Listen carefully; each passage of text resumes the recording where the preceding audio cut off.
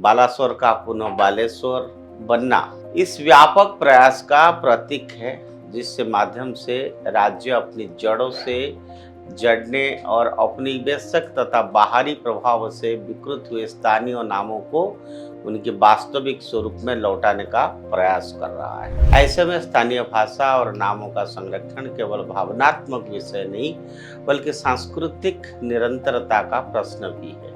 नई पीढ़ियों के लिए ये जानना आवश्यक है कि उनके शहरों और कस्बों के नाम किस ऐतिहासिक या धार्मिक संदर्भ से जुड़े थे।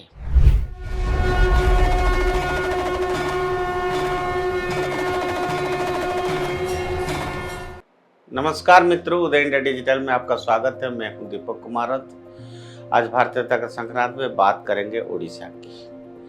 मित्रों, उड़ीसा सरकार द्वारा 64 स्थानों पर नामों को उनके मूल उड़िया वर्तनी के अनुरूप पुनर्स्थापित करने का निर्णय केवल प्रशासनिक बदलाव नहीं, बल्कि यह इतिहास, संस्कृति और भाषाई अस्मिता को सम्मान देने की एक महत्वपूर्ण पहल है।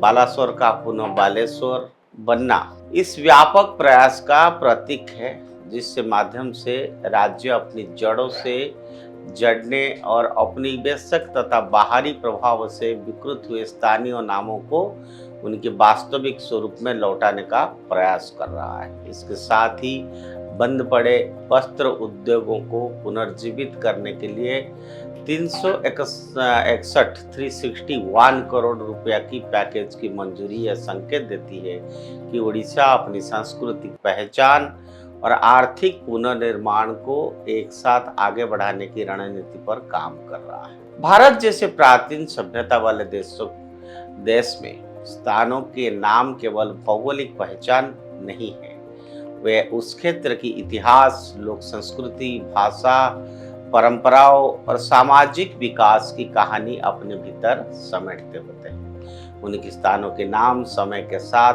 अंग्रेजीकरण, प्रशासनिक सुविधाओं या बाहरी प्रभाव के कारण बदल गए हैं। परिणाम स्वरूप स्थानीय भाषाओं की मूल ध्वनि और अर्थ धीरे धीरे धूमिल होने लग गए हैं। जैसे कि बालेश्वर का बालासोर बन जाना इस प्रक्रिया का उदाहरण था। मूल नाम भगवान शिव के स्वरूप बालेश्वर से जुड़ा हुआ था, जबकि परिवर्तित नाम उस सांस्कृतिक संदर्भ के लगभग मिटा देता था।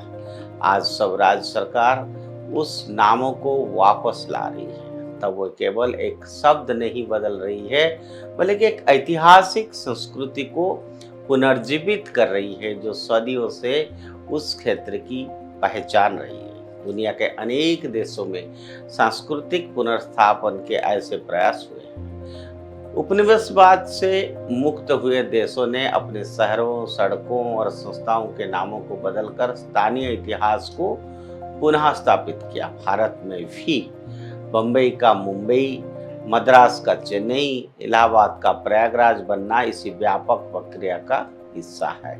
उड़ीसा का यह निर्णय उसी दिशा में एक महत्वपूर्ण कदम है, लेकिन उसकी विशेषता यह है कि यह किसी एक शहर तक सीमित नहीं है। 64 स्थानों के नामों को एक साथ उनकी मूल उड़िया वर्तनी के उसमें वापस लाना, जो पुराना नाम था, लोकल नाम जैसे मैंने बताया, वो नाम वापस लाना एक संगठित सांस्कृतिक परियोजना का संकेत देता है। उड़ीसा की सांस्कृतिक विरासत अत्यंत समृद्ध रही है। जगन्नाथ संस्कृति, कोणार्क का स्थापत्य, ओडिसी नृत्य, प्राचीन समुद्री व्यापार की परंपरा, ऐतिहासिक धरोहर ने राज्य को विशिष्ट पहचान प्रदान की है।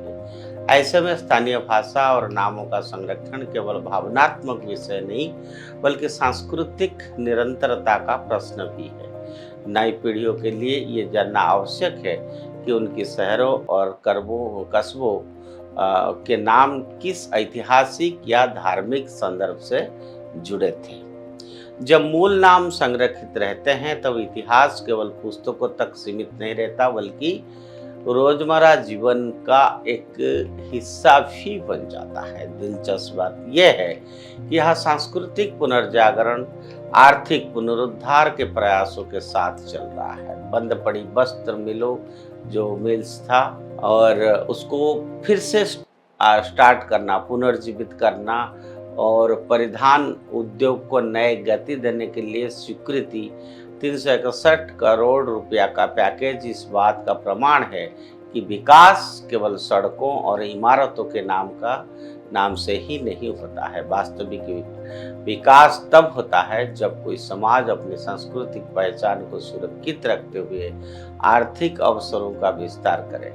वस्त्र उद्योग उड़ीसा की पारंपरिक कला, हथकरघा और स्थानीय रोजगार से जुड़ा हुआ क्षेत्र है। यदि यह पुनर्जीवित होता है तो हजारों परिवार आजीविका, उनको पैसा मिलेगी, काम करने का मौका मिलेगी, आजीविका मिलेगी और राज्य की आर्थिक गतिविधियों में भी नया ऊर्जा प्राप्त होगा। उड़ीसा का ये कदम एक महत्वपूर्ण संदेश देता है कि आधुनिकता और परंपरा एक दूसरे के विरोध नहीं है। कोई राज्य अपनी भाषा, इतिहास और सांस्कृतिक स्मृतियों को सम्मान देते हुए भी औद्योगिक विकास और रोजगार सृजन के रास्ते पर आगे बढ़ सकता है। वास्तव में जिन समाजों का अपनी जड़ों से मजबूत संबंध होता है वही भविष्य का चुनौतियों का सामना अधिक आत्मविश्वास के साथ कर पाता है।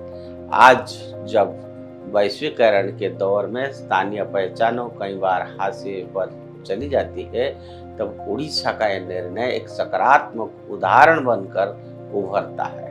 ये केवल नामों की वापसी नहीं है मित्रों, बल्कि आत्मसम्मान की वापसी है। केवल बर्तनी का सुधार नहीं, बल्कि इतिहास के साथ पुनः संवाद स्थापित करने का प्रयास है।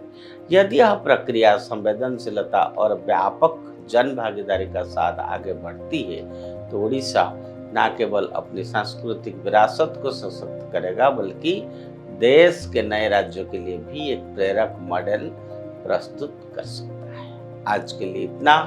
खुद इंडिया से जुड़े रहिए, खुद इंडिया सब्सक्राइब करिए। जय हिंद, जय भारत, वंदे उत्कल जर्नी।